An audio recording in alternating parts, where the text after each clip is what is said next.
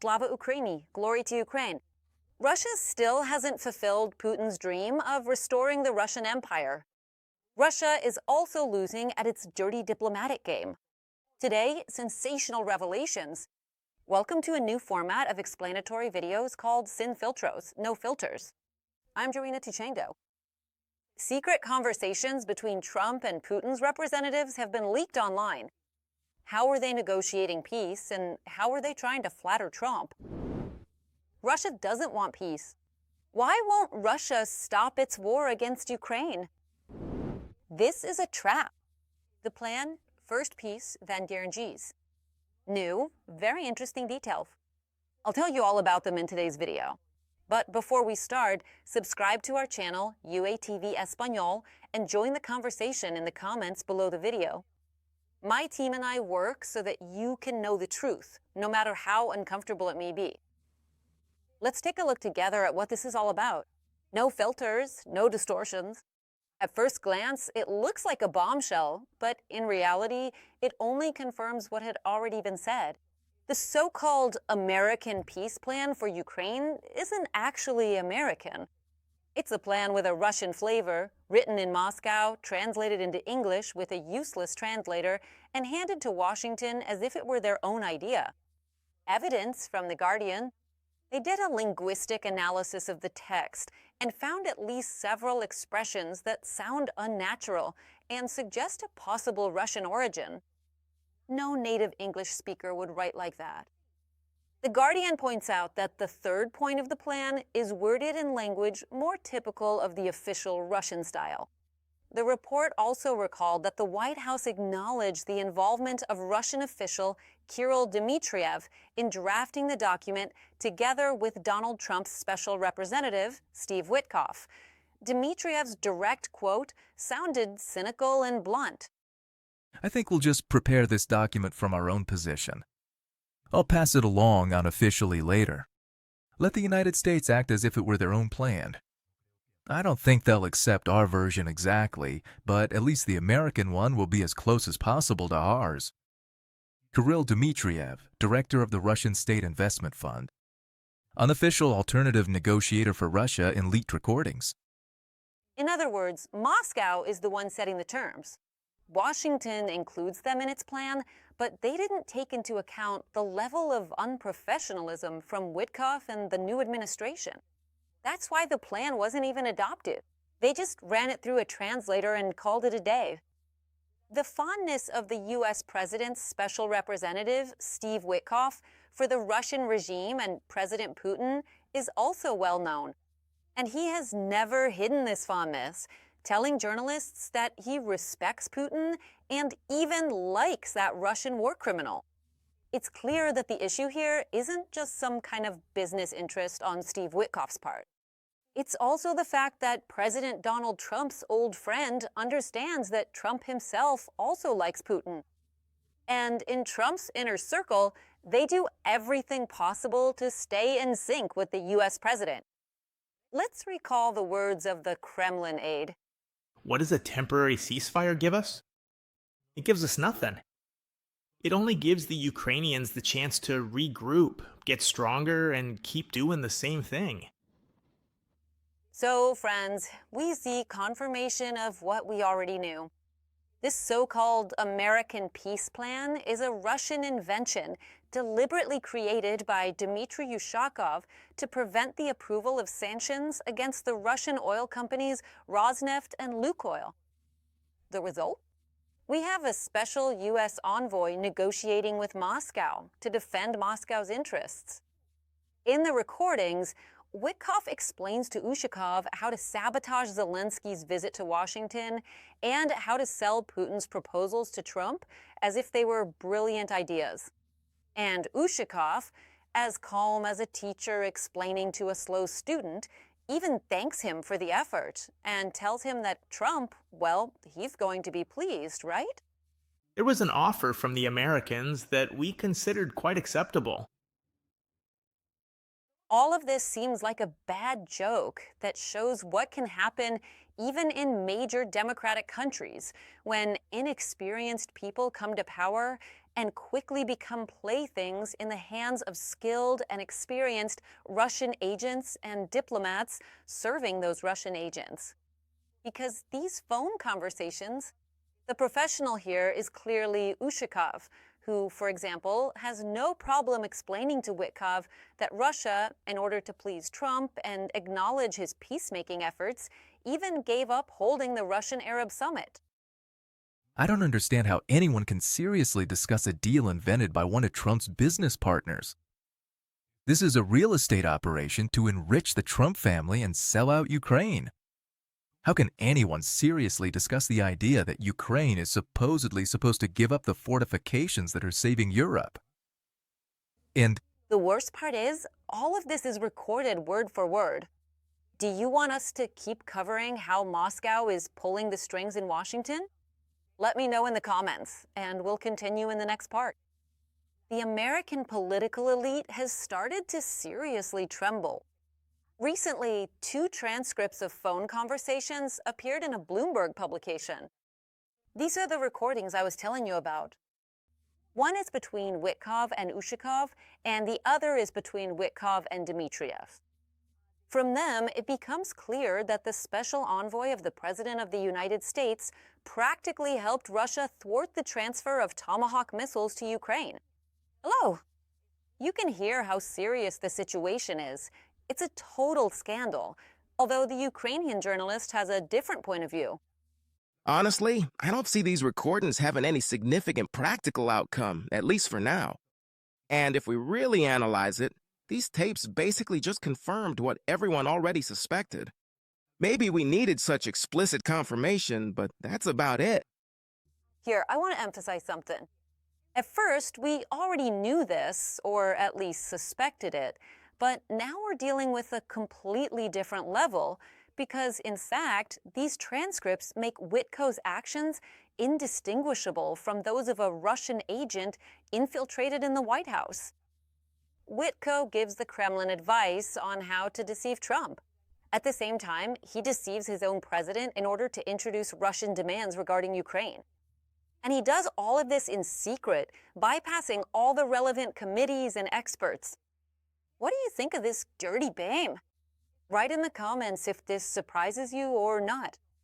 Meanwhile, in Moscow, they're trying to present the scandal as a misunderstanding, or even as a diplomatic triumph. Russian analysts on official channels claim that if Washington acknowledges the document as its own, it would prove that the United States is finally taking a realistic stance on Ukraine. However, the defensive tone of Dmitry and Ushakov suggests that the Kremlin also did not expect these talks to come to light. In the United States, the political impact continues to grow. Human rights organizations and national security experts have already demanded that Witkov be suspended from any involvement in matters related to Ukraine and Russia until an independent investigation is completed.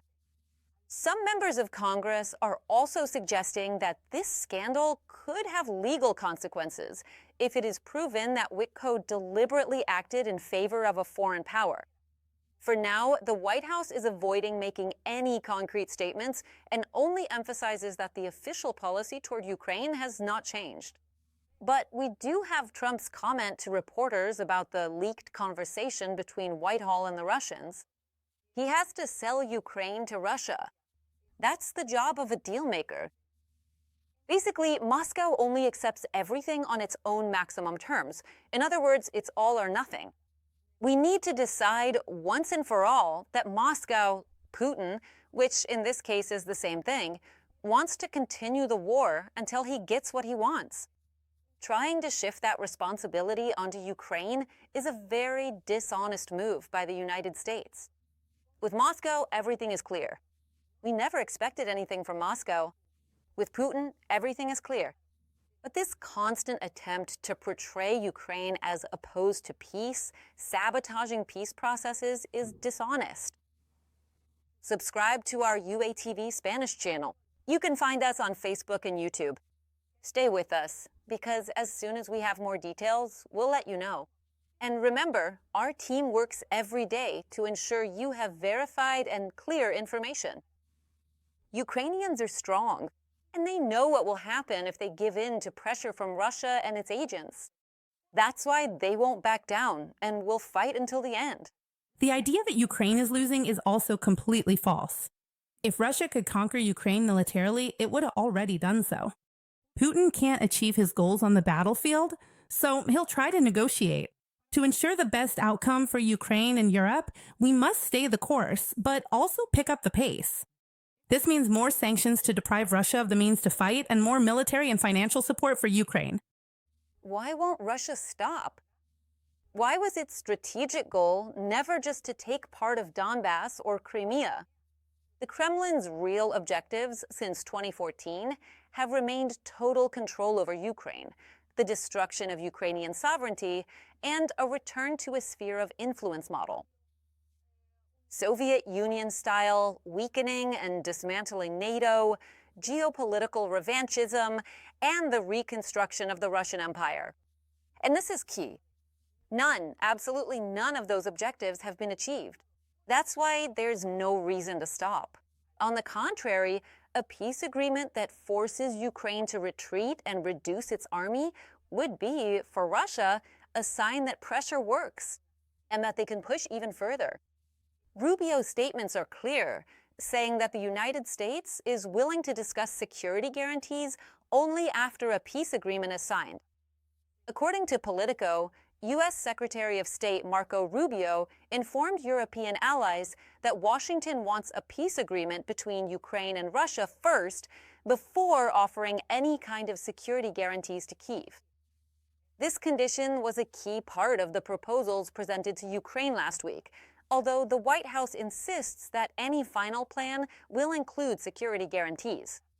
The first leaked ideas indicated that Ukraine was being asked to reduce its army to 600,000 troops without imposing any limits on Russia, which raised concerns among European diplomats. Additionally, Donald Trump stated that he will not invite Volodymyr Zelensky to the White House until the agreement is signed. Wait, so they're talking about reducing the army of the country that's defending itself from the aggressor, but not reducing the Russian army at all? Got it all? Very curious, my friends, isn't it? But then this information came out that explains the context of the talks.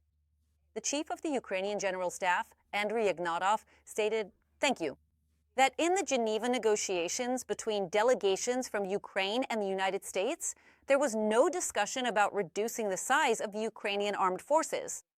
According to him, they only talked about the structure and size of the army in peacetime, a complex issue that is still up for debate. Both Kyiv and Washington agree that the main security guarantee for Ukraine will continue to be an armed force, well-equipped and capable. No? It was not about reducing the Ukrainian armed forces. It was about different views on the size of the armed forces in peacetime. It's a highly debatable issue. Andriy Ignatov, chief of the Ukrainian General Staff. In my opinion, this is a trap for Ukraine and a Russian plan. Ukraine stops resisting and withdraws from the territories that the Russians haven't been able to conquer in 10 years, opening up operational space for a new Russian advance. At the same time, Ukraine would have to reduce its army without receiving any guarantee of containing Russia. And here's my question. Why should Russia stop? They'll keep advancing, no doubt about it. Meanwhile, the Europeans will just stand by and do nothing, and the United States, as always, will pull out and leave Ukraine on its own. Look, if you look at it, the current situation is moving in only one direction. So eventually, Russia could take that land in the coming months. So do you want to fight and lose another 50 to 60,000 people? Or do you want to do something now? Let's be clear, the plan of peace first and then guarantees is a trap. This approach creates a trap. On one hand, Ukraine stops resisting, pulls back from fortified lines, reduces its army, and gives Russia room on all fronts. And on the other hand, NATO, the United States, and the European Union don't offer any concrete guarantees. The discussions could drag on for years, and any country could block any agreement. Political changes in the United States could wipe everything out in an instant. Russia gains time to regroup, rearm, and mobilize its forces. This already happened with the Minsk agreements. Experience shows that the aggressor never stops voluntarily. If we want this not to happen again, if we want it not to continue or go any further, we need a just and lasting peace. And I will fight for that as long as I can, because I believe it's also a matter of great importance for European security. If aggression pays off, it will serve as an invitation to use it again and also in other situations. Another important point to emphasize, Europe will stand by and do nothing. Historically, judging by the behavior from 2022 to 2024, Europe reacts slowly and in a reactive, not strategic way. Many governments fear escalation more than Ukraine's defeat. The European military industry is just starting to move. Some countries prefer to freeze the war at any cost. Without a strong Ukraine, Europe would be much more vulnerable to Russia. Thanks to Ukraine, Russia still hasn't fulfilled Putin's dream of restoring the Russian Empire. But if, God forbid, Ukraine is forced to accept that deal, then it's absolutely clear that Putin will make his dream come true. And you guys will be next. But you won't dare to fight. On the other hand, what are Kyiv and Europe proposing?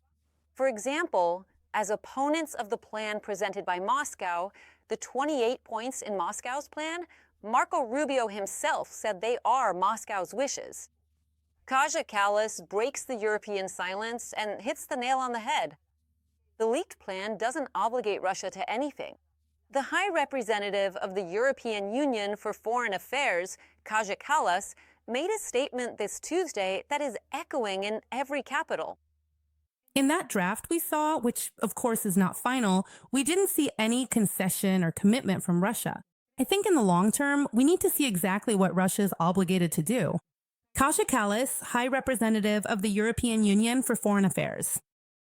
The diplomat added that it could begin in 2020, demanding that Russia fulfill the commitments it made in previous international agreements. There are at least about 20 of those international agreements in which they committed not to attack anyone. We could start there. It's important to keep the focus on who is carrying out the aggression. Kaja Kallas, High Representative of the European Union for Foreign Affairs. Ursula von der Leyen, President of the European Commission, reveals 5 priorities of the European Union for a peace agreement in Ukraine. Achieve a just and lasting peace, guarantee Ukraine's sovereignty, ensure financial support, guarantee the full participation of Ukraine, the European Union, and NATO in the negotiations, and return the Ukrainian children kidnapped by Russia. She emphasized that Ukraine should not have restrictions on its armed forces and needs reliable long-term security guarantees. While the European Union is working to finance the country with resources, including frozen Russian assets, with a final decision expected at the Leaders' Summit in December 2025. A just and lasting peace is what we all want, and that is why Europe supports all efforts to build that peace for Ukraine. A peace that puts an end to the killings, that avoids setting a dangerous precedent, that guarantees Ukraine's security and its sovereign rights in the long term, and that ensures a solid security architecture for Europe. At the same time, Kiev has consistently shown openness and interest in peace, a just peace. Negotiating teams are expected to meet soon. What do we expect? Our expectations are concrete results that allow us to move forward. It is essential for us, and Ukraine has repeatedly demonstrated this, to achieve a truce. Conclusion without filters. Ukraine is strong in its position, has a clear plan, and sovereignty above all. There will be no peace as long as Putin believes he can win, or at least not lose entirely. To give up territory without real guarantees is to destroy yourself twice, once by handing over the land, and again when Russia comes back for the rest. And the West still hasn't made decisive choices, facing its own weaknesses, and thus strengthening Russia. Russia needs to drag out this war as long as possible because its economy is already in freefall. I'd say it's plummeting. Oil and gas revenues have plummeted by more than 20% this year. Exports hit a historic low in November. Inflation and 21% interest rates are forcing Russians to stop buying even milk and meat. Car sales have dropped by a quarter, and clothing and electronics are experiencing their worst collapse in 30 years. Steel and coal are crashing as well. Ukrainian drones are blowing up refineries, making gasoline both expensive and scarce, even as far as Siberia. Bloomberg declares that there's almost no way to avoid a recession, and Putin responds by raising taxes on everything while banning the media from mentioning his name. In a nutshell, it would now be to admit, thank you, that he has already lost the war and that Russia is sinking with him. That's how things are, my friends. See you on the next show. No filters.